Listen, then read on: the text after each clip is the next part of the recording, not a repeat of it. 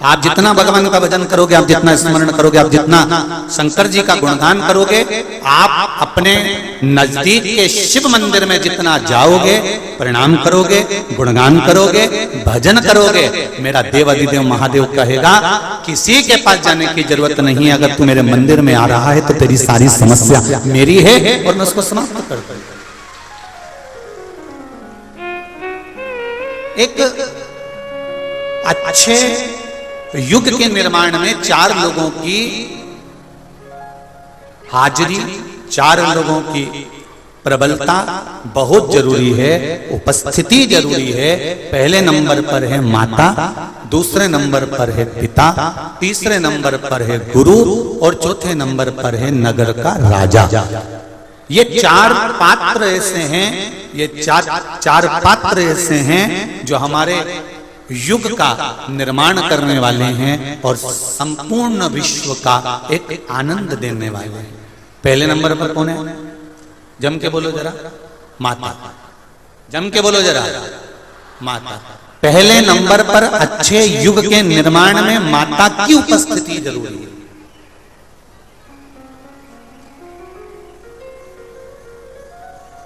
कई लोग कहते हैं गुरुजी पहले राम जी का जन्म हुआ, क्या आज के जमाने में राम जी का जन्म हो सकता है?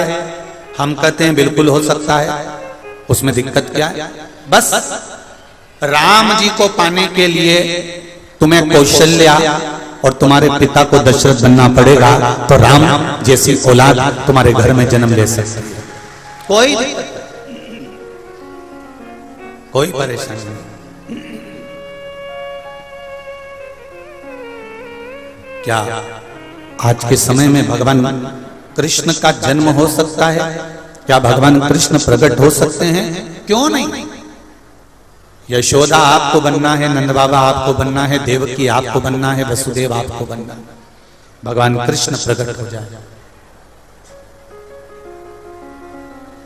रामकृष्ण परमहंस को जन्म देने वाली भी एक मां थी, स्वामी विवेकानंद जी को जन्म देने वाली भी एक मां थी, संत तुकाराम जी को जन्म देने वाली भी एक मां थी,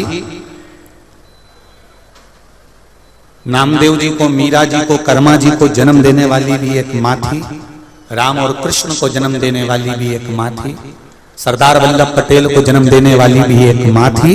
और वो मां अगर ठान ले कि मेरे गर्भ में जो बच्चा है वो सनातन धर्म को आगे बढ़ाने वाला होगा, मां ये विचार कर ले कि मेरे गर्भ में जो बच्चा है वो राष्ट्र का हित करने वाला होगा, मेरे गर्भ में जो बच्चा है वो भगवत भजन करने वाला होगा, तो ये निश्चित है गर्भ से जो बच्चा होगा वो निश्चित भजन करने वाला है। ये माता का संकल्प होना चाहिए, ये मां का संकल्प होना चाहिए।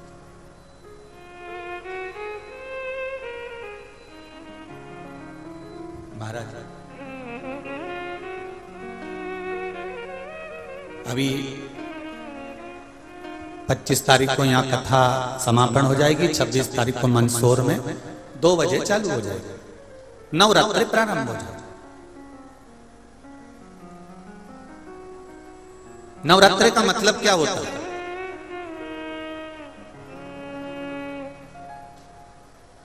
केवल 9 दिन तक देवी की आराधना कर लो, नंगे पैर ले लो, थोड़ा सा साबूदाना का फरियाल कर लो, मोरधन, चिप्स, पापड़ ये खा लो, या किसी देवी जी के मंदिर में जाकर नंगे पैर झंडा उठा के, ध्वजा उठा के, चुंदड़ी पकड़ के माता जी के मंदिर तक चले जाओ।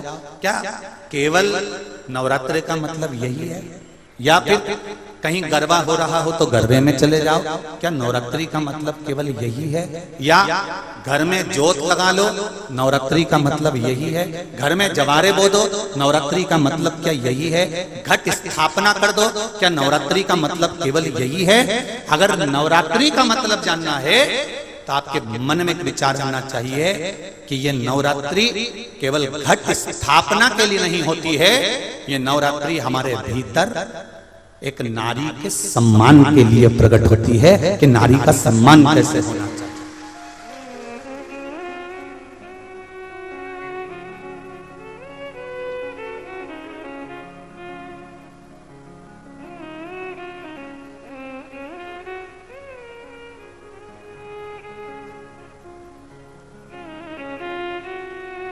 एक नारी का आदर क्या होता है,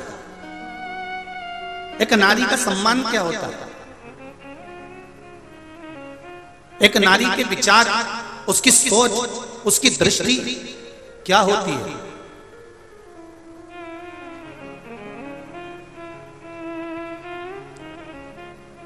पिता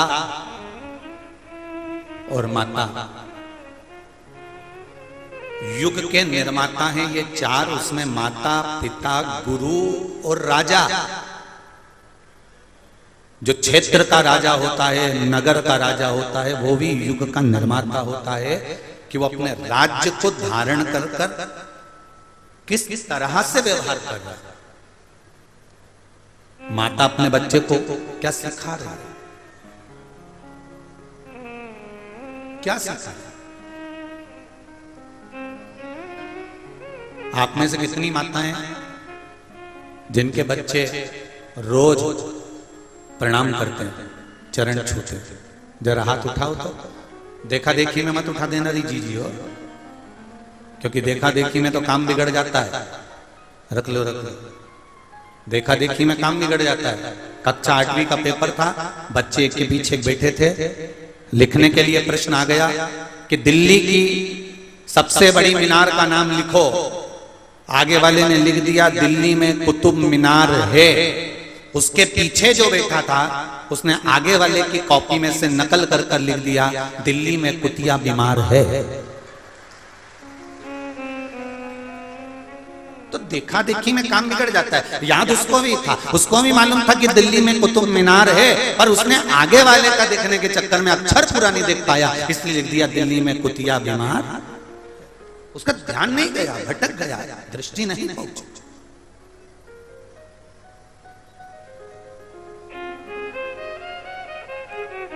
हजारों लाखों की संख्या में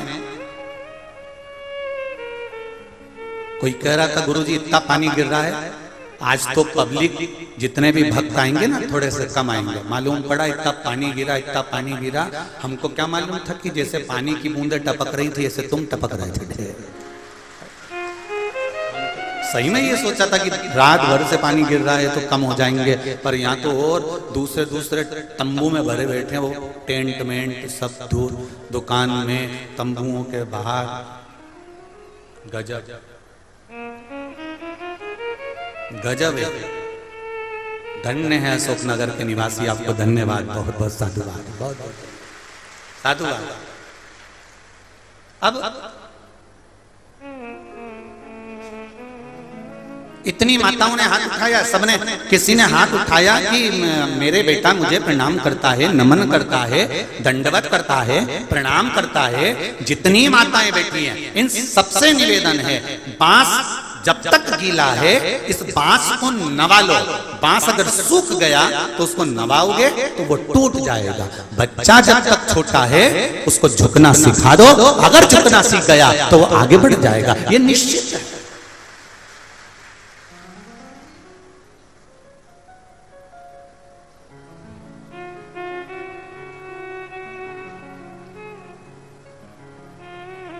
जो जितने अकड़ में रहते हैं ना वो उतनी जल्दी गिर जाते हैं। मुख के अंदर दांत और जीवान, जीवान कितनी नरम है, एकदम कोमल, एकदम लचीली, और दांत जो मिल जाए काट खाए, जो मिल जाए चबा जाए। तो दोनों में सबसे पहले कौन गिरता है? बोलो जम के बोलो। जीवान का कुछ बिगड़ता है, आखिरी तक भी मरते दम तक जीवान मुंह में रहती है। तो जीवान से दांतों ने पूछा कि तू आखिरी तक रहती है और हम बीच में चले जाते हैं? तो जीवान ने कहा केवल मेरी नम्रता, मेरी लचकता और मेरे झुकने का जो अंदाज है, बस उसके कारण मैं नम्र रहती हूँ, नरम रहती हूँ, कोमल रहती हूँ, लोगों के आगे झुकती रहती हूँ, तुम्हारे आगे हमेशा दुबक कर नम्रता के साथ रहती हूँ, इसलिए आखिरी तक टिकी रहती हूं। और तुम बात बात में लड़ाई झगड़ा, बात बात में काटना, तो इसलिए तुम टिक नहीं पाते।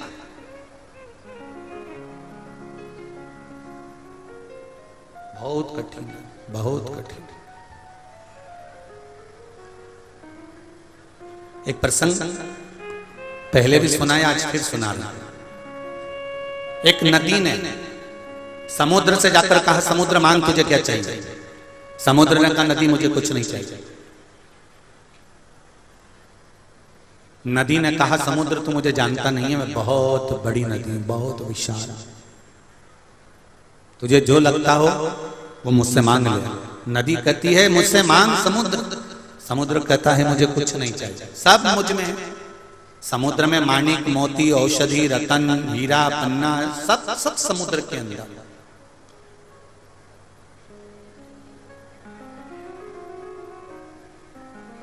मांग, समुद्र मांग ले मुझसे। नदी बार बार समुद्र से कह रही है कि कुछ मांगो। समुद्र कहता है मेरे पास में सब कुछ है, लेना नहीं चाहता। नदी जिद पर अड़ गई कि तुझे कुछ ना कुछ मांगना पड़ेगा, मैं बड़ी विशाल नदी हूं। समुद्र ने कहा नदी अगर तू देना चाहती है तो मुझे दुर्वा ला कर दे दे, हरी हरी घास, हरी हरी दूबा मुझे थोड़ी सी ला कर दे दे। नदी ने सिर पर हाथ रखकर कहा रे समुद्र तू भी मांग रहा है तो क्या मांग रहा है? हरी घास, हरी दूबा, क्या मांग? केवल हरी घास, केवल हरी दूबा। नदी ने कहा मैं अब भी लेकर आता। नदी अपने पानी से घाट पर, किनारे पर जितनी घास लगी थी, जितनी दूबा लगी थी, नदी अपने जल से उस दूबा को तोड़ने लगी। जैसे ही नदी का जल दूबा पर जाता है, घास पर जाता है, घास नीचे झुक जाती है। नदी का पानी फिर जाता है, घास फिर झुक जाती है। नदी का पानी फिर जाता है, घास फिर झुक जाती है। और आखिरी में नदी समुद्र के पास आकर बोली रे समुद्र मैं तेरे लिए घास दूबा नहीं ला सकी। समुद्र ने कहा नदी तुझमें तो क्या किसी में सामर्थ्यता नहीं है कि झुकने वाले को उखाड़ सके। वो दूबा झुकती थी इसलिए तो उखाड़ नहीं।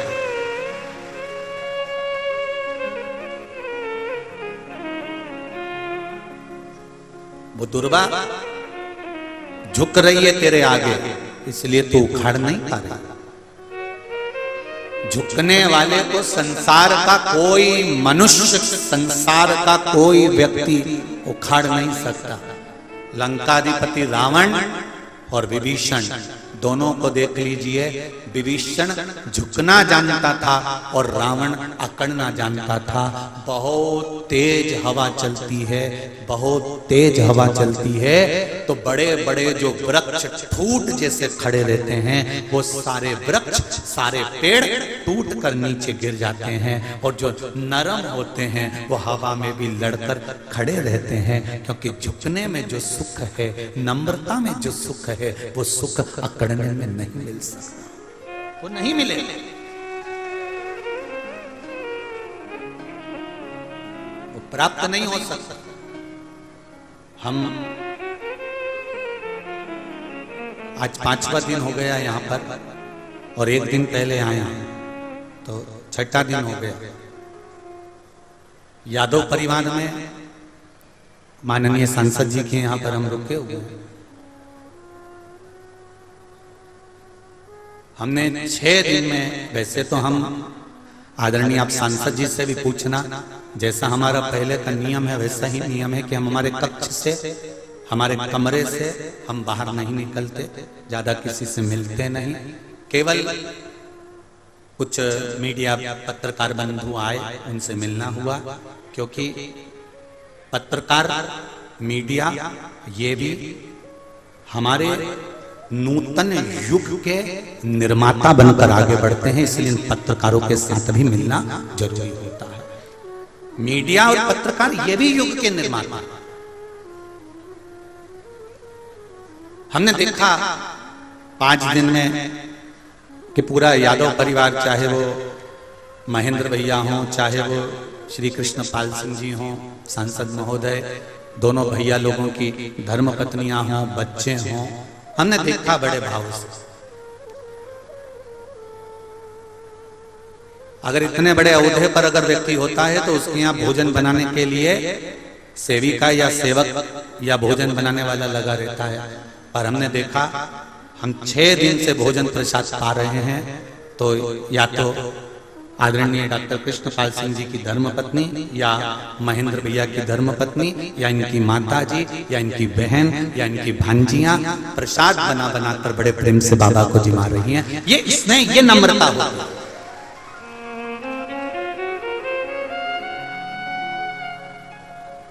और एक व्यक्ति में इतनी अकड़ आ जाती है, हम कौन, लल्लन जी। और एक नम्रता सीखने को मिलती है अशोकनगर की इस धरा से। एक नम्रता सीखने को मिलती है अशोकनगर के इस यादव परिवार से कि नम्रता किसको कहते हैं, सहजता किसको कहते हैं। हम कम से कम 5 बार 6 बार सांसद जी को बोल चुके, महेंद्र भैया को बोल चुके, हम बैठे हैं सोफे पर कुर्सी पे तो आप भी कुर्सी पर बैठ जाओ ना, नहीं बैठे तो नहीं बैठे, जितनी देर हम बैठे रहे उतनी देर वो नीचे ही बैठे। ये नम्रता है।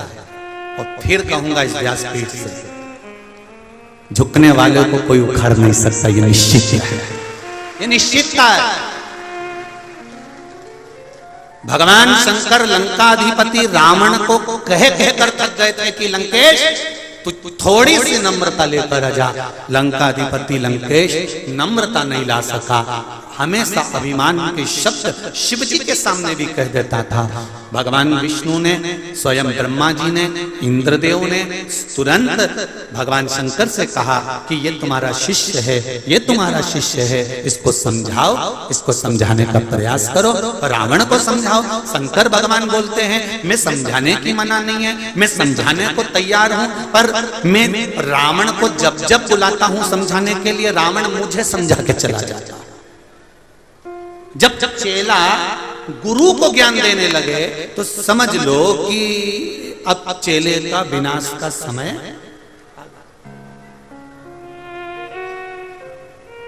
तुम इनको समझाते क्यों नहीं हो? मैं तो समझाता, मैंने समझाने में क्या मना कर। आपको एक कथा में कहा था, हिंगोली की कथा, जैसे यहां पर मंडी में हो रही है वहां पर भी मंडी में हुई थी। हिंगोली की कथा में कहा था, जिस बच्चों को, जिन नवयुवक बेटा बेटी को अपने माँ बाप के शब्द बुरे लगने लगे और बाहर वाले मित्र दोस्तों के शब्द, पड़ोसियों के शब्द, दूसरों के शब्द अच्छे लगने लगे, समझ लेना कि उस बेटा बेटी का उद्धार कभी नहीं हो सकता, एक ना एक दिन वो धोखा खाएगा। एक ना एक दिन वो धोखा खाएंगे, ये निश्चित है। जिसको अपने माँ बाप के शब्द, माता पिता के शब्द, गुरुजन के शब्द, घर के बड़ों के शब्द बुरे लगने लगते हैं, एक ना एक दिन उसको संसार में धोखा खाना ही पड़ता है, ये निश्चित है, निश्चित है।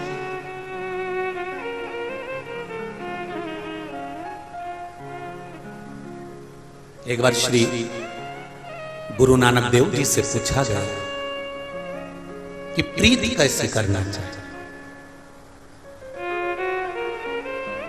बाले ने पूछा, बाले ने पूछा,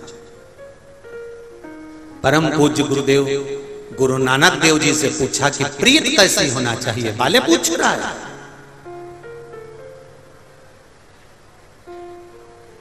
गुरु नानक देव थोड़ी देर के लिए मौन हो गए। संत स्वभाव है, ऐसे ही नाम नहीं लग जाता कि गुरु का जो संबोधन है वो ऐसे ही नहीं लग जाता। गुरु नानक देव मौन हो गए। शब्द गुरु नानक देव जी के मुख से निकल गया, वाले तू पूछ रहा है कि प्रीत कैसे करना चाहिए, तो नानक देव जी कहते हैं प्रीत करो सो ऐसी करो जैसे लोटा डोर, गलो फसावे आपनो जी और पानी पीवे और। अगर संसार में प्रीत करना है तो कुएं के अंदर जो मटका जाता है ना, वो मटका का मुंह रस्सी से बांधा जाता है, रस्सी से मुख बांधकर घड़ा पानी में जाता है और पानी भरकर लाता है। और देखो गला, घड़ा, मटका, गला अपना फंसाता है और पानी दूसरे को पिलाता है। ये प्रीति होना चाहिए, ये प्रीत होना चाहिए। प्रीत करो सो ऐसी करो जैसे लोटा डोर, गलो फसावे आपणो जी पानी पिए। गुरु नानक देव कहते हैं प्रीत का सबसे बड़ा आनंद है कि हम जिए, मना नहीं। संसार का हर मनुष्य जीता है, अपने परिवार के लिए करता है, बच्चों के लिए करता है, अपनी पत्नी के लिए, अपने परिवार के लिए दिन भर कमाता है, दिन भर कमाता है। पर गुरु नानक देव जी कहते हैं अपनी कमाई के लिए, अपने परिवार के लिए तो तुमने जिंदगी भर कमाया, पर उस कमाई में से थोड़ा सा भाग दूसरे के लिए भी करिए। इसलिए आपने देखा होगा संपूर्ण भारत के गुरुद्वारों में आप जब जाएंगे तब लंगर तैयार मिलता है। ये प्रीतता, ये स्नेहता, ये इसको प्रीतता कहता, इसको आनंद कहता। मारा ये प्रीतता। इसलिए कहते हैं जो बोले सो निहाल ससुरिये। ये भीतर का सुख होना चाहिए, ये भीतर का आनंद होना चाहिए, ये भीतर का एक आनंद तत्व होना चाहिए। अगर युग के निर्माता में एक माता, एक पिता, एक गुरु और एक राजा, ये चार सम्मुख में होना चाहिए। इसलिए कहते हैं माता युग के निर्माण में सबसे पहला पहलू है, पहली सीढ़ी है। इसलिए माँ अपने बच्चों को झुकना सिखाए कि बेटा घर के बड़ों के आगे, माता पिता के आगे, गुरु के आगे जितना झुककर नम्रता से आनंद के साथ चलोगे उतनी जिंदगी खुश होकर जियो। अकड़ नहीं रखना। एक अपना बल, अपने भीतर का विल पावर मजबूत रखिए। आपको अभी कथा में कहा था बच्चा उछलता है, हंसता है, उसको मालूम है मुझे कोई पकड़ेगा। उसी तरह कितना बड़ा भी दुख आ जाए, कितनी बड़ा भी कष्ट आ जाए, जिंदगी के पहलू पर कभी भी दुख सामने आकर खड़ा हो जाए, तुम्हारे चेहरे पर मुस्कुराहट होना चाहिए, रोना नहीं। याद रखना अपने भीतर कि मेरा शंकर मेरे साथ खड़ा है, मेरा शंभू मेरे साथ खड़ा है, मेरा देवाधिदेव महादेव मेरे साथ खड़ा है। एक पत्र आया है, उस पत्र को देखिए।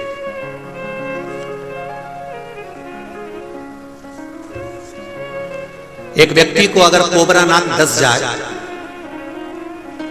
किसी डॉक्टर से पूछना कि कोबरा नाग डसा हुआ व्यक्ति जिंदा रहेगा कि मर जाएगा, आपका क्या कहना है? कोबरा नाग डसता है और व्यक्ति के प्राण 22 मिनट के अंदर छूट जाता है। ये निश्चित है कि वो मरेगा। कैंसर जैसे रोग को मिटाने के लिए कोबरा नाग का जो जहर होता है उसकी औषधि बना कर दी जाती है कैंसर को मिटाने के लिए। तो विचार करिए, कैंसर जैसे रोग को मिटाने के लिए कोबरा नाग के विष की औषधि बना कर देते हैं, जो विदेश में औषधियां बनती है उसका निर्माण होता है, तो कितना जहरीला होगा कोबरा, कितना। एक पत्र आया है, हर्ष चौबे कहीं बैठे हो तो हाथ हिलाइएगा। हर्ष जी चौबे कहीं बैठे हो तो दोनों आती हैं, दोनों हाथ हिला दे। हर हर महादेव। पता है चंदेरी राजा शिशुपाल की नगरी अशोकनगर। मेरी उम्र 22 साल है गुरुजी। मैं अपनी पढ़ाई के साथ ही मैं अपना बिजनेस भी करता था। बाबा की कृपा से सब कुछ जिंदगी में मस्त चल रहा था। 4 दुकानें थी। हर रोज की तरह मैं घर पर रात में दुकान से आया और भोजन करके सो गया। उसी रात में 3 बजे मुझे लगा कि जैसे मेरे सर पर कुछ बैठा है। मैंने अपने हाथ से आंख बंद में ही उसको हटाया। मेरे सीधे हाथ के बीच वाली उंगली में बहुत तेज दर्द झंझनाहट हुई। मैं तुरंत उठकर पास में सो रहे बड़े भैया को उठाया और बोला कि मुझे किसी ने काट लिया। भैया ने जब टार्च से देखा तो बोले कि सांप है और बहुत बड़ा सर्प है। जब उस सर्प को देखा तो वो कोबरा नाग था। गुरुदेव क्या वर्णन करें, उंगली में से 2 दांत नाग के गड़ चुके थे, रक्त निकलना चालू हो गया, खून आ रहा था। सांप 4 फीट लंबा किंग कोबरा था। मुझे 3:40 पर चंदेरी के अस्पताल में एडमिट किया गया और स्नेक बाइट के इंजेक्शन और बोतल लगना प्रारंभ हुई। ठीक आधे घंटे के बाद मेरी आंख बंद हो गई। इस बच्चे का फोटो देखिए जिसको कोबरा नाग ने डसा था, वो भी सामने खड़ा हुआ है, फोटो भी लगाया गया। मेरे परिवार वाले मुझे केयर से ललितपुर के उत्तर प्रदेश में ले जाने लगे और ललितपुर ले जाने लगे। रास्ते में 2 जगह पर मुझे विश्राम देते हुए शरीर में दर्द अधिक होने लगा, उल्टियां प्रारंभ होने लगी, आंखें बंद होने लगी। 11:30 पर ललितपुर पहुंचे। डॉक्टरों ने जांच इंजेक्शन बताया और कहा कि यहां से आप झांसी ले जाएं, ये बच्चे की अंतिम सांसें चल रही है। झांसी मेडिकल अस्पताल में लेकर गए तो वहां पर कह दिया अब इसमें कुछ बच नहीं रहा, इसको ग्वालियर ले जाओ। तभी मेरे घर के लोगों ने हाथ जोड़ के निवेदन करा कि आप महादेव के भरोसे पर आप इसी हॉस्पिटल में भर्ती कर लो। उसको उसी हॉस्पिटल में रखा। जवाबदारी मेरे माता पिता ने ली और मेरे माँ ने मोबाइल चालू कर शिव महापुराण की कथा और श्री शिवाय नमस्तुभ्यम का जाप मेरे मोबाइल पर मेरे पास लगा दिया। गुरुदेव, मुझे आईसीयू में भर्ती करा गया। बाबा की कृपा किसको कहते हैं गुरुजी? केवल शिव पुराण, ओम नमः शिवाय, श्री शिवाय नमस्तुभ्यम, केवल यही मेरे साथ था और मैं अंतिम घड़ी गिन रहा था। मेरे बाबा ने मुझे बचा लिया। ये शिव है। बैठो बेटा। हर हर महादेव। बैठ जाइए। गुरुदेव, मेरे सर पर काल था पर मेरे महाकाल ने बचाया। तब से मैंने सोच लिया बाकी की जिंदगी मेरी महादेव की है और उसके लिए समर्पित रहूं। बेटे ने अपना फोटो भी डाला है। शिव कृपा किसको कहते हैं? तेरी कृपा बिना न हिले एक भी लेते हैं श्वास, तेरी कृपा से तनु तनु। एक कैंसर वाली माता ने अपना पत्र लिखा, देखिए।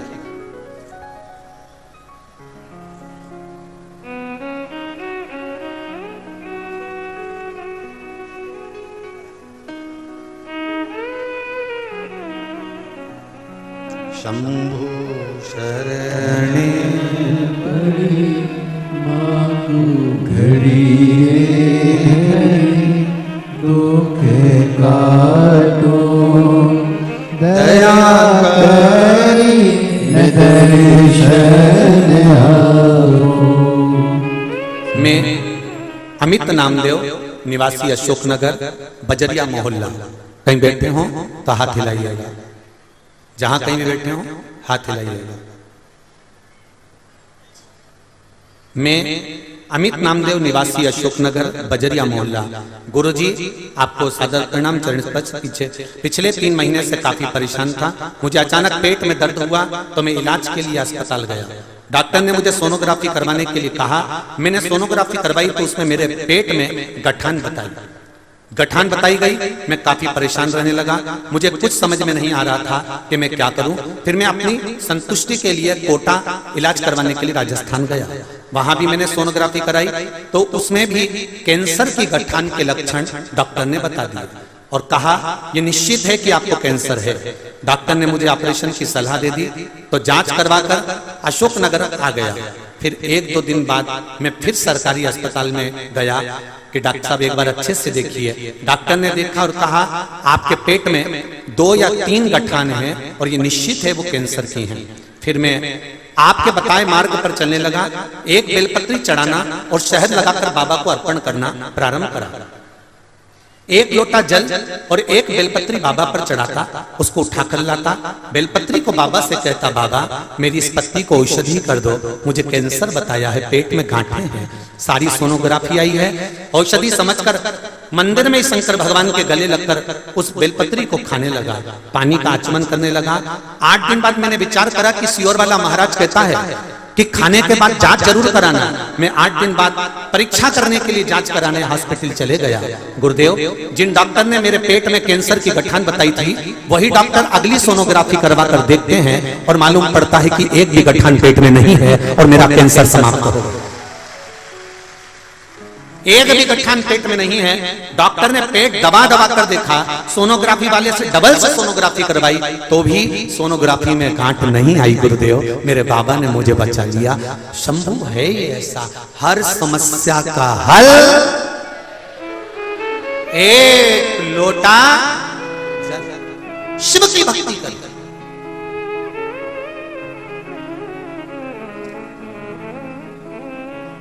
उसकी कृपा बिना नहीं कर सकते। बड़ा कठिन है साहब। फिर निवेदन करूंगा शोकनगर वालों, तुम्हारे तो बिल्ली के भाग्य से छीका टूटता है ना, ऐसा तुम्हारी किस्मत में ये शिव महापुराण की कथा मिली है, ये भाग्य है।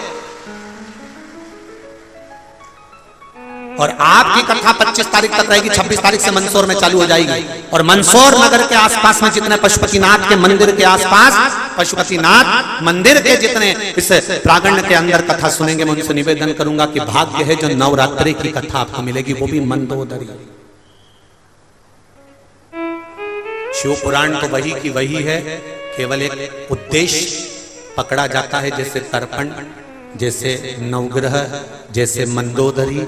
जिससे ये मंदोदरी शिव पुराण रखने का कारण केवल एक है कि राष्ट्रीय स्वयंसेवक संघ आरएसएस मंदसौर जिले के अंतर्गत छोटी छोटी लड़कियां, बेटियां देह व्यापार करती हैं। उस देह व्यापार को रोकने के लिए और उस देह व्यापार को रोककर उन बेटियों को पढ़ाना, लिखाना और उनको अच्छी परवरिश देकर उनका घर बसाने के लिए ये पावन मंदोदरी शिव महापुराण की कथा रखी है, जिसका नाम मंदोदरी रखा। वो मंदोदरी माता के नाम से, एक सती के नाम से, एक शिव भक्त मंदोदरी के नाम से कम उस क्षेत्र की बेटियां सुधर सके, उस क्षेत्र की बेटियां व्यापार, ये देह का व्यापार छोड़ सके और अपने जीवन को धन्य बनाएं और अपने इस अनमोल जीवन को पहचाने की कितनी मुश्किल से ये मनुष्य की देह मिलती है। मेरा निवेदन है, जितने श्रोता भाई बहन कथा सुन रहे हैं, मंदोदरी शिव महापुराण की कथा को जरूर सुनना कि मंदोदरी के जीवन में कितने पड़ाव पड़े, कितना दुख आया, कितना कष्ट आया, कैसी जिंदगी जी, और उस कथा के माध्यम से उन बेटियों को वापस अपने घर लेकर आना, उन बेटियों को सत्मार्ग बताना।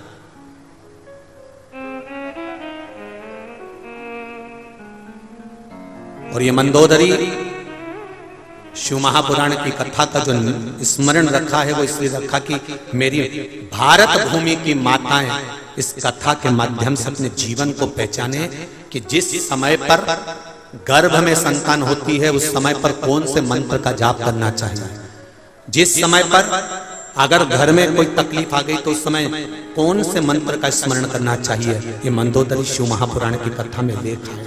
आप उसका स्मरण करो, उस भक्ति को धारण करो।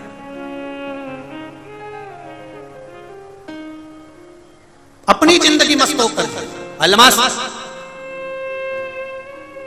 दुख आए, विश्वास उस बच्चे जैसा होना कि मुस्कुरा रहा है, दुख में भी आपके चेहरे पर प्रसन्नता होना चाहिए कि मेरा महाकाल, मेरा राज राजेश्वर मेरे साथ खड़ा हुआ है, मेरा महादेव मेरे साथ है, मुझे चिंता नहीं, मुझे टेंशन नहीं, वो मुझे संभालेगा, वो मुझे संभालेगा।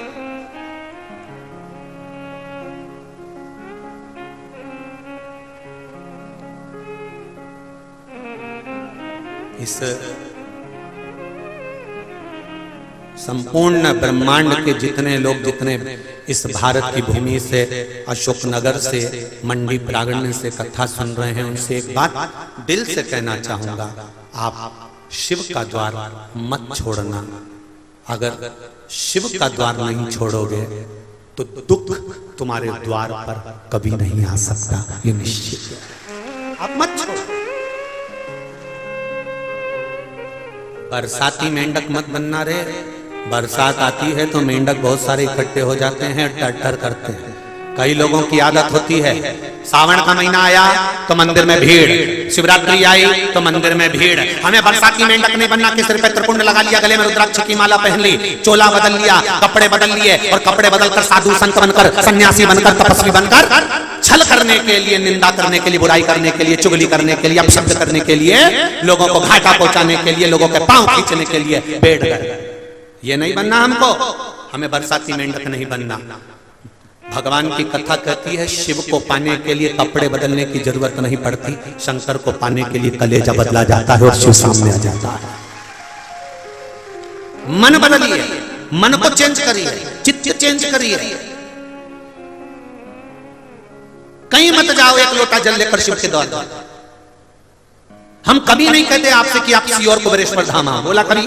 आप पुरानी कथाएं उठाकर देखना, जितनी कथा उठा सकते उठाकर देखना। हम नहीं कहते कि आप कुबेरेश्वर धाम आओ, हम नहीं कहते कि हमारे यहाँ पधारो। हम तो ये कहते हैं जब बाबा तुम्हारे मन की मुराद पूर्ण कर दे और तुम्हारी झोलियां खुशियों से भर दे, तब एक बार कुबेरेश्वर धाम भले आ जाना, और उसकी कृपा के अनुसार, उसकी कृपा दया। मन चंगा तो कठोते में गंगा, और नी तो गंगा भी बहती रहे तो लोग के गंगा का पानी है क्या, पक्का है क्या? होता है कभी कभी। एक माँ ने अपने बच्चों से कहा, देख 16 सरात चल रही है रे छोरा, ए छोरा। हाँ माँ 16 सरात चल रही है बेटा। हाँ माँ। एक काम करना बेटा, पिताजी का अस्थियां रखी हुई हैं, उनको गंगा जी छोड़िया बेटा। तेरे पिताजी का मन था कि मेरी अस्थियों को गंगा जी में छोड़ना। तो माँ ने बड़े बेटे से कहा, बड़े बेटे ने कहा ठीक है माँ, पिताजी की अस्थियों को गंगा जी छोड़ देंगे। बड़ा बेटा कमरे में गया, धर्मपत्नी आई। धर्मपत्नी ने पूछा कहाँ की तैयारी कर रहे हो? कल पिताजी की अस्थियां छोड़ने जाना है।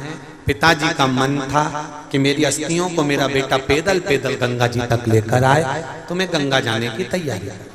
तो पत्नी ने कहा काय को जाने की तैयारी कर रहे हो? तुम जाओगे तो छोटा क्या करेगा? तुम घर में रहो, छोटे वाले को रह जाओ। बड़े भाई ने छोटे भाई को बुलाया। छोटे भाई से कर सुन, मुझे थोड़ा काम है, तो गंगा जी चले जाएगा पिताजी की अस्थियां लेकर? हाँ चले जाओ। छोटे भाई ने अस्थियां ली तो छोटे भाई की पत्नी ने भी कहा तुम काहे को जा रहे हो? तुम्हारा जाना जरूरी है क्या? छोटे भाई ने कहा अरे गंगा जी यहीं तो है, 60-70 किलोमीटर दूर गंगा जी है, मैं अभी छोड़कर आता हूँ, सवेरे निकलूंगा, रात तक पहुंच जाऊंगा, वापस ले जाऊंगा, उसमें क्या दिक्कत है? और उसने अस्थियां उठाई, माता जी को कहा मैं जा रही हूँ, और अस्थि लेकर चला। चलते चलते चलते चलते 15 किलोमीटर पहुंचा, और 15 किलोमीटर पहुंचने पे वो थक गया, पाँव में पड़ गए छाले। उसने विचार करा राम बहुत थक गया, रे बहुत थक गया, इतना थक गया। तो वहीं से एक आदमी निकल कर जा रहा था, उस व्यक्ति को रोककर पूछा भैया एक बात बताओ, मैं ये यहाँ बैठा हूँ, इसके नीचे से ये पानी निकल के जा रहा है, तो क्या ये नाला है? अच्छा तो ये पानी कहाँ जा रहा है? तो कहा ये गंगा जी में आगे जाके मिल जाता। उसने सोचा भगवान ने बड़ी कृपा करी, जब ये पानी गंगा जी में जा रही है तो अस्थियां ही छोड़। उन्हें पिताजी की अस्थियों को वहीं छोड़ दिया। पिताजी की अस्थियों को छोड़कर और बेटा वापस घर आ गया। माँ ने पूछा बेटा पिताजी की अस्थियों को छोड़िया? हाँ माँ छोड़िया। रात को पिताजी माँ के स्वप्न में आए और कहा, सुबह माँ को क्रोध आ गया, बेटे को बुलाए, इधर आ, पिताजी की अस्थियों को कहां छोड़कर आया? क्यों माँ हुआ क्या? तेरे पिताजी मेरे सपने में आके बोले कि छोरा मेरी अस्थियों को नल्ले में पटक कर आ गया 20 किलोमीटर दूर, वहां से 40 किलोमीटर गंगा बची थी। इतने में लड़के को आ गया गुस्सा, और गुस्से में आकर बोला माँ ये पिताजी की आदत कभी नहीं छूटेगी, 40 किलोमीटर उधर जाने की अपेक्षा 20 किलोमीटर तक काय को आ गया? अगर जाना ही था तो उधर 40 किलोमीटर आगे चले जाते, या 20 किलोमीटर आगे सपने में बोलना जरूरी था। माँ जाते नहीं बना कि वहां चले जाऊं 40 किलोमीटर। माँ ने माथा ठोका, बेटा तू उसको नल्ले में क्यों पटक के आया? अब तो पटक भैया, संसार सागर है, कोई नहीं किसी का बस। जब तक श्वास चल रही है, जब तक आप हो, तब तक आपके सम्मुख में सब है, और जिस दिन श्वास चलना बंद हो गई उस दिन कुछ नहीं बचेगा। ये संसार मिथ्या, संसार।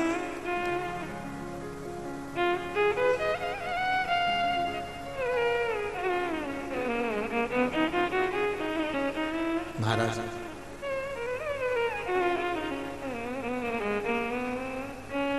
कर ले प्रभु से प्यार फिर पछताएगा, झूठा है संसार धोखा खाएगा। धोखा खाएगा तू, धोखा खाएगा। झूठा है संसार, धोखा खाएगा। बड़ा मुश्किल है, बड़ा महाराज। उसका स्मरण, उसकी कृपा नित्य कर ले प्रभु से प्यार, फिर पछताएगा। झूठा है संसार, धोखा खाएगा। हो कर ले प्रभु से प्यार, सुन लो अशोक नगर वालों, बड़े आनंद से। झूठा है संसार, धोखा खाएगा। कर ले प्रभु से प्यार, फिर पछताएगा। झूठा है संसार, धोखा खाएगा। कर ले प्रभु से प्यार, फिर पछताएगा। झूठा है संसार, धोखा खाएगा।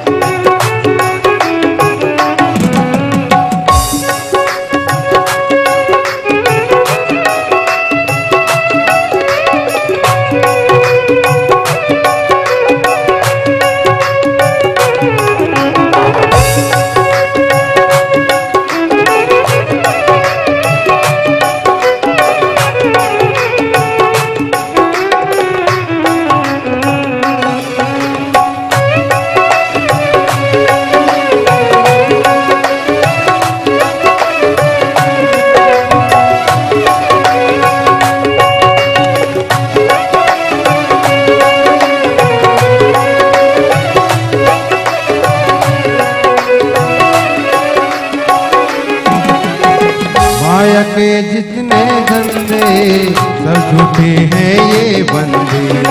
माया के जितने धंधे सब झूठे हैं ये बंदे। माया के जितने धंधे सब झूठे हैं ये बंदे। माया के जितने धंधे सब झूठे हैं ये बंदे। उनके तन उजले मन गंदे, उनके तन उजले मन गंदे, अखियों से बिल्कुल अंधे। उनके तन उजले मन गंदे, अखियों से बिल्कुल अंधे। नहीं आएगा झूठा है संसार, धोखा खाएगा। कर प्रभु से प्यार फिर पछताएगा। झूठा है संसार, धोखा खाएगा। कर ले प्रभु से प्यार फिर पछताएगा। झूठा है संसार, धोखा खाएगा। प्रभु से प्यार फिर पछताएगा। झूठा है संसार, धोखा खाएगा।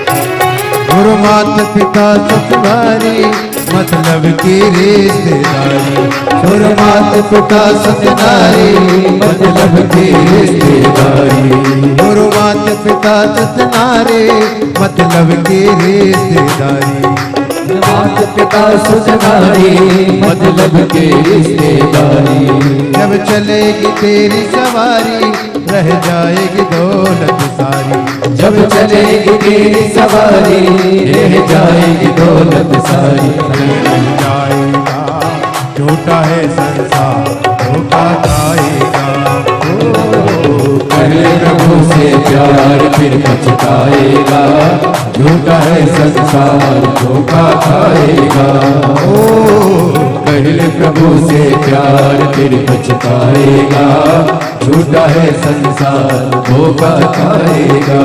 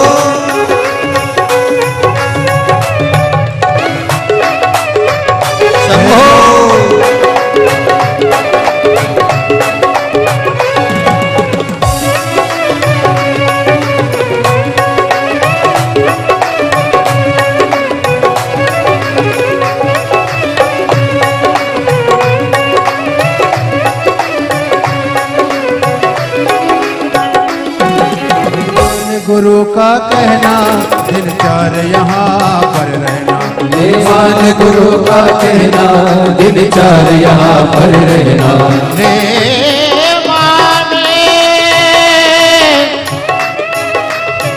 गुरु का कहना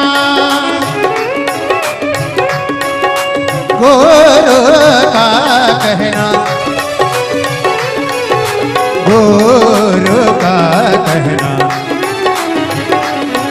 रे मान गुरु का कहना दिन चार यहाँ पर रहना मान गुरु का कहना दिन चार यहाँ पर रहना दुख समझते सहना हरि हरि भजनों में रहना सुख दुख सबको है सहना हरि हरि भजनों में रहना अब ये आएगा झूठा है संसार धोखा खाएगा ओ करल प्रभु से प्यार फिर पछताएगा झूठा है संसार धोखा खाएगा करल प्रभु से प्यार फिर पछताएगा झूठा है संसार धोखा खाएगा अरे झूठा है संसार धोखा खाएगा ओ झूठा है संसार धोखा खाएगा ओ झूठा है संसार धोखा खाएगा हाँ झूठा है संसार धोखा खाएगा हाँ झूठा है संसार धोखा खाएगा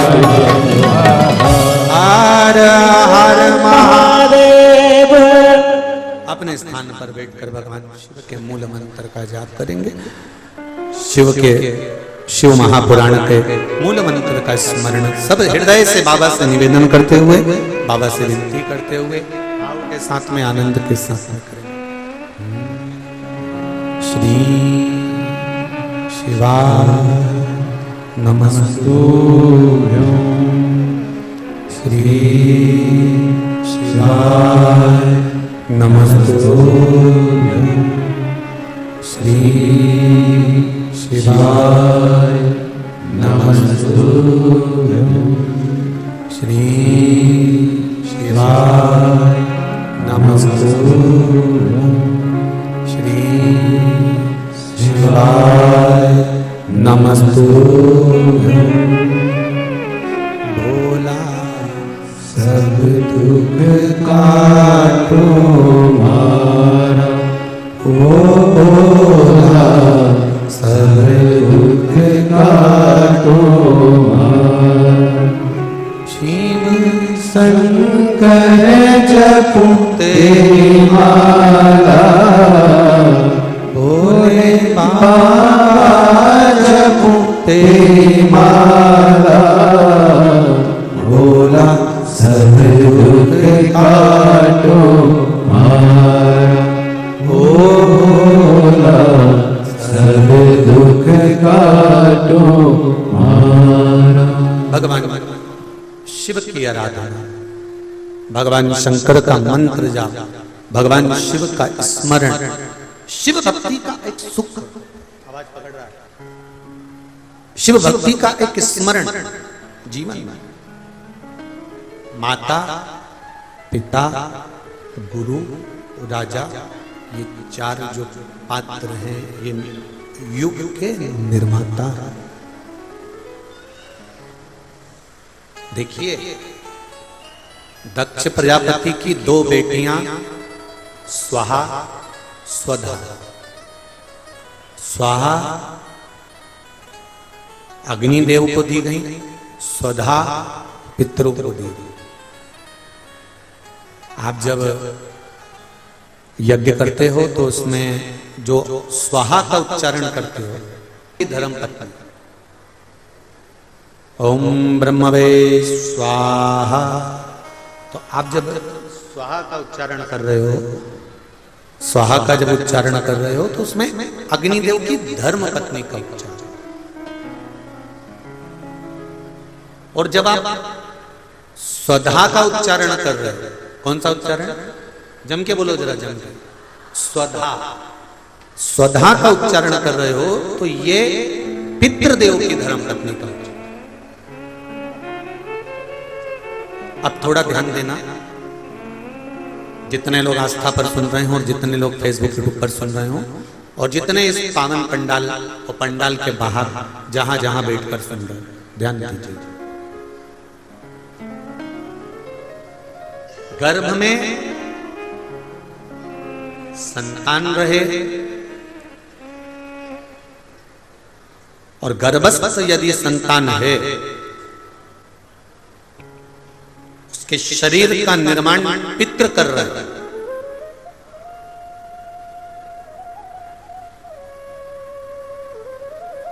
और शरीर में जो आत्मा है, उस आत्मा के बल पर उस शरीर को स्वस्थ रखने का निर्माण स्वधा कर।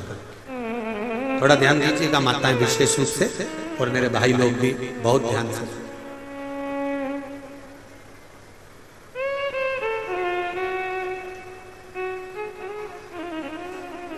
स्वधा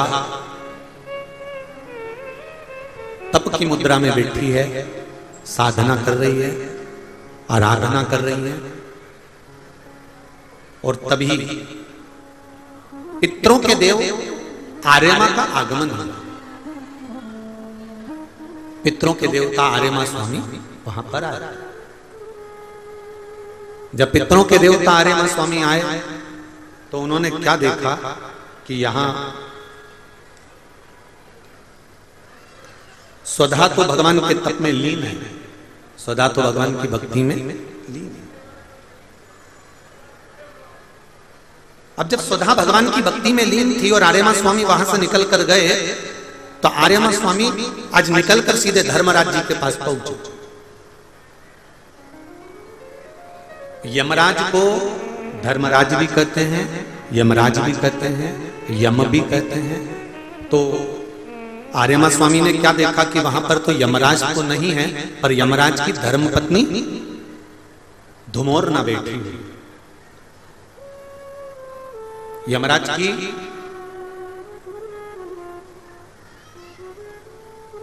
तेईस धर्म पत्नियां थी, जिसमें से एक का नाम धुमोरना था, जो यमराज की प्रिय थी।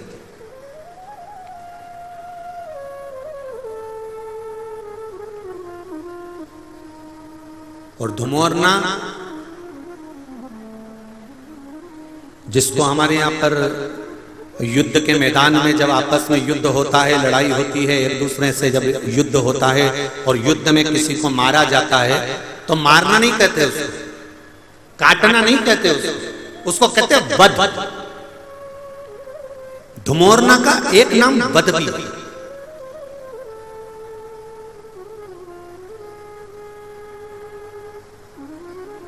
धुमोरना बेटी है और उस धुमोरना की गोदी में उसका बेटा है, यमराज का बेटा, जिसका नाम है कतिला। यमराज का बेटा कतिला धुमोरना की गोद में बैठा हुआ, यमराज की पत्नी की गोद में। आर्यमा स्वामी का आगमन हुआ। आर्यमा स्वामी ने जब धुमोरना को देखा तो प्रणाम किया, माताजी आप यहां पर हो, केवल एक निवेदन है आपसे। धुमोरना ने पूछा, बोलिए आर्यमा जी कैसे आना हुआ आर्यमा स्वामी? आर्यमा स्वामी कहते हैं मुझे बस केवल जो स्वधा माता तप कर रही हैं, उन तप करती हुई माता के पास आपको जाना और केवल पूछना है कि आप तप क्यों कर रही हो। तो धुमोरना ने कहा कि मैं, अगर मुझे देखकर स्वधा कहीं भय तो नहीं खा जाएगी, स्वधा में कोई भय तो उत्पन्न नहीं होगा। थोड़ा ध्यान देना कथा पर विशेष। हमारे यहां पर एक प्रसंग बुजुर्ग माताएं बहुत पहले से कहती आई हैं, शायद यहां पे भी जितनी बुजुर्ग माताएं बैठी होंगी वो जानती होंगी। 9 महीने में नारी के गर्भ में जब 9 महीने बच्चा रहता है तो कोई एक महीना ऐसा होता है जिस महीने में बुजुर्ग माताएं कहती है कि नदी नाले मत नागो। बोलो सही है कि गलत है?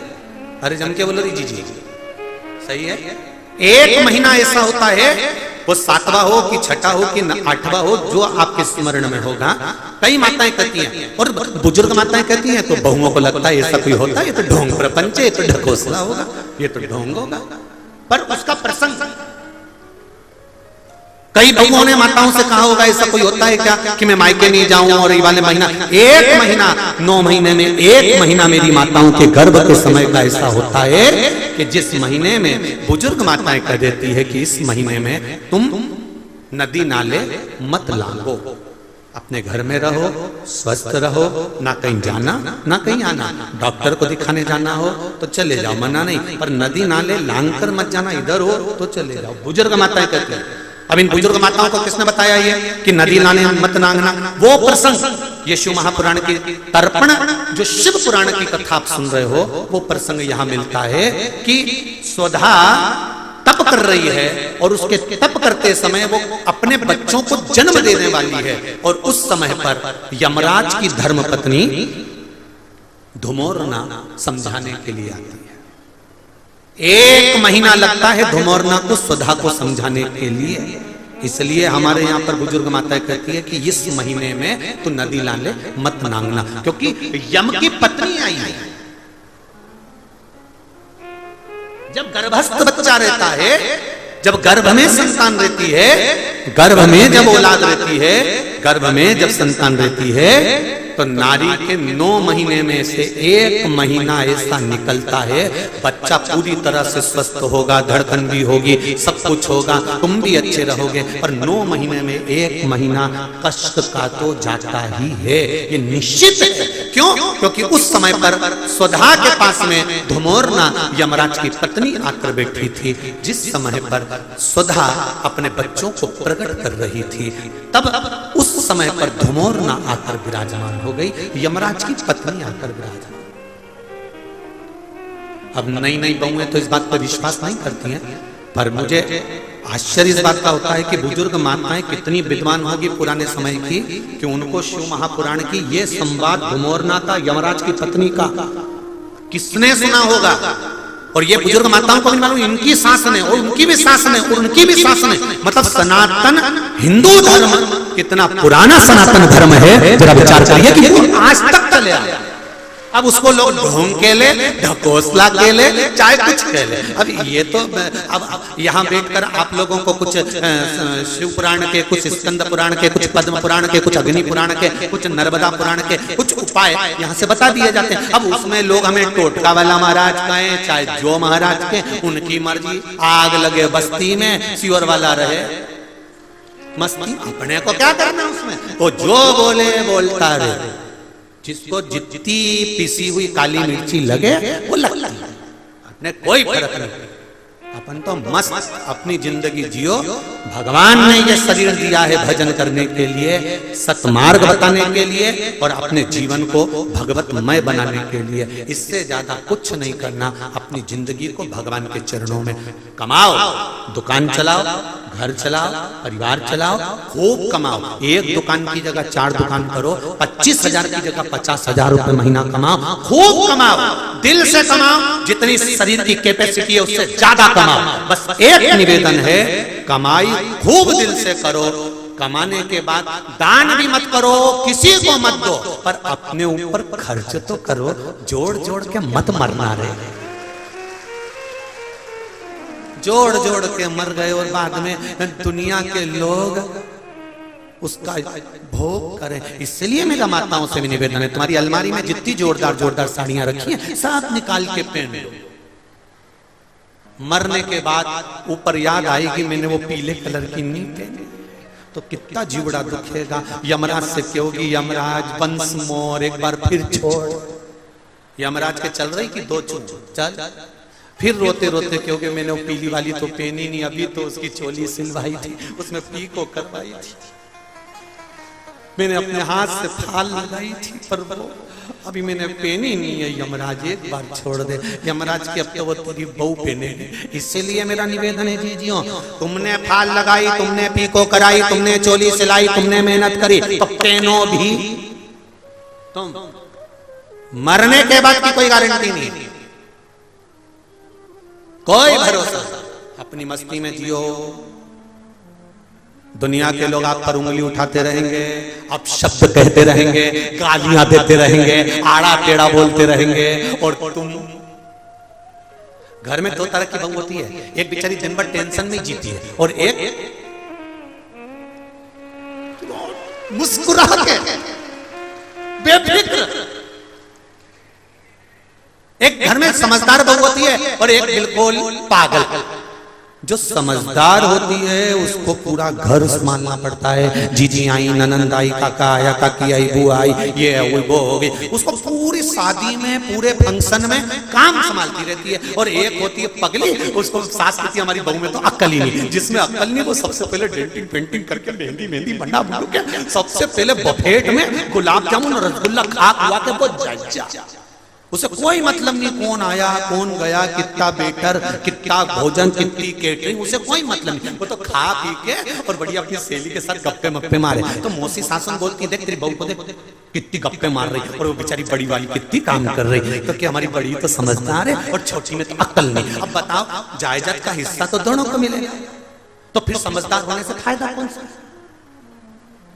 अकल से होने से फायदा मिलेगा तो उतना ही, जितना इसको मिला इतना इसको मिला, जितना इसको मिलेगा उतना उसको मिलेगा। तो क्या किसको रोइए, चादर तान के सोइए, मस्त होकर जिंदगी जियो।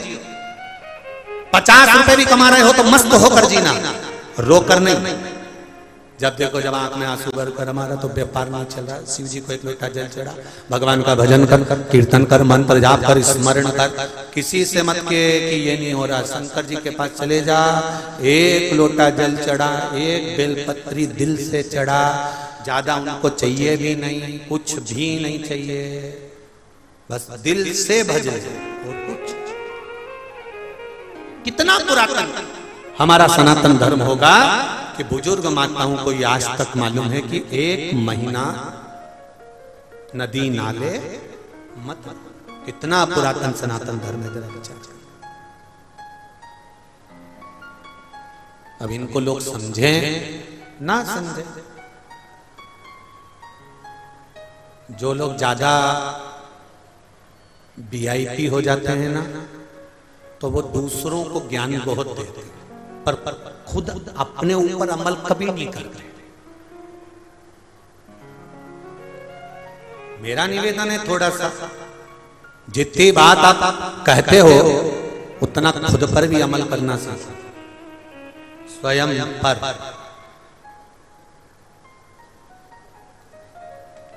खुद पर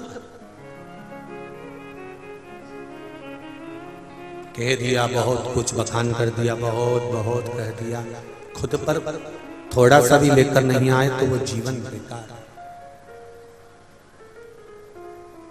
धुमोरना पहुंची स्वधा के पास में, 1 महीने तक धुमोरना ने स्वधा को समझाया, पूछा क्या बात है, समझ में आया। तब धुमोरना वापिस यमराज के पास पहुंच गई। आर्यमा स्वामी फिर धुमोरना के पास पहुंचे।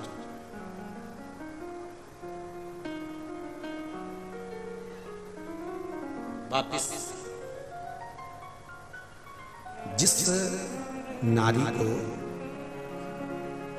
डॉक्टर ने कह दिया कि इसकी डिलीवरी हो सकता है 8वें महीने में हो जाए, बच्चा 9 महीने तक रिस्क नहीं ले सकते, 8वें महीने में या 7वें महीने में बच्चे को जन्म देना पड़ेगा, ऑपरेशन करना ही पड़ेगा।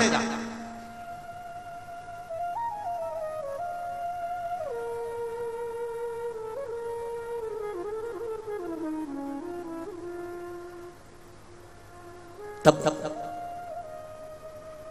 केवल एक बेलपत्री पर रखा हुआ एक चावल का दाना नारी का हाथ का स्पर्श कराकर स्वधा माता का नाम लेकर अशोक सुंदरी की जगह मालूम है सबको, अशोक सुंदरी वाली जगह पर केवल चढ़वा दीजिए, वो बच्चा पूर्ण तरह से 9वें महीने में ही जन्म लेगा, 8वें में नहीं, और स्वस्थ, उसकी स्वस्थता रहती। क्या नाम लेना है? नाम बोलो पहले, जम के बोलिए जरा। आप लोगों से इसलिए बुलवा रहे हैं कि आप भूल ना जाओ। फिर से बोले एक बार, स्वधा। स्वधा का स्मरण। स्त्री, नारी और पुरुष, चाहे बेटे हो चाहे बेटियां हो, नारी हो पुरुष हो, ये उदर से जुड़ा हुआ हरनिया, उदर से जुड़ी हुई पथरी, या जो भी एक पत्र आए हैं, पत्र बहुत सारे आए हैं, पर समय निकलता है इसलिए उस पत्र को हम लोग नहीं पढ़ रहे। पत्र इधर भी हैं इधर भी हैं, बहुत सारे हैं, पर और लोगों ने लिखा बड़ा सुंदर सुंदर है। इसमें आया है कि एक बच्चे के 5 पथरी है और पथरी की गांठ पड़ गई, वो भी किडनी लीवर के पास। तो जिसने पत्र लिखा है वो स्मरण में, चाहे पुरुष हो चाहे स्त्री हो, चाहे बेटे हो चाहे बेटियां, अगर उदर से जुड़ा हुआ कोई भी प्रॉब्लम है तो स्वधा का नाम स्मरण और शिव जी पे चढ़ाई गई एक दुर्वा, एक बेलपत्र या एक चावल का दाना और जल, ये बहुत फल देने वाला, बहुत। स्वधा, फिर से नाम बोलिए एक बार, स्वधा। स्वधा का महाराज धुमोरना के पास में वापिस आर्यमा स्वामी पहुंच गए। और आर्यमा स्वामी जब धुमोरना के पास पहुंचे, धुमोरना अपने बेटे कतीला को लेकर बैठी थी। कतीला का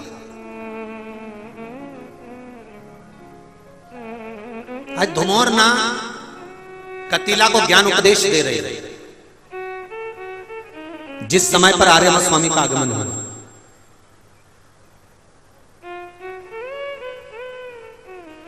गलती थोड़ी सी होती है और भोगना बहुत पड़ता है। एक छोटा सा संवाद का स्मरण करें। आपको गुस्सा आया, आपको क्रोध आया, अगर आपने क्रोध पर संयम कर लिया तो ठीक है।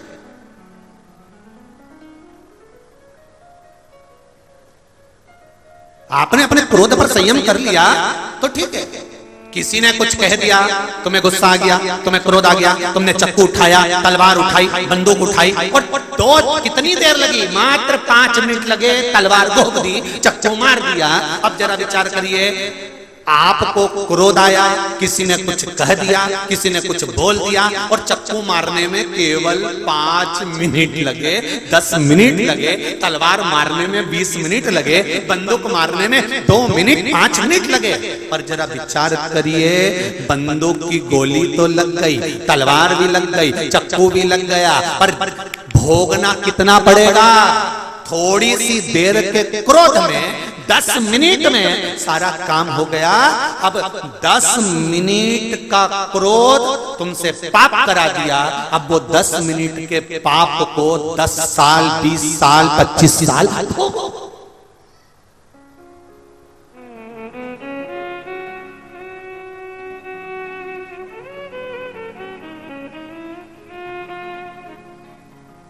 बैठे थे गौतम बुद्ध और गौतम बुद्ध के पास में किसी ने आकर कहा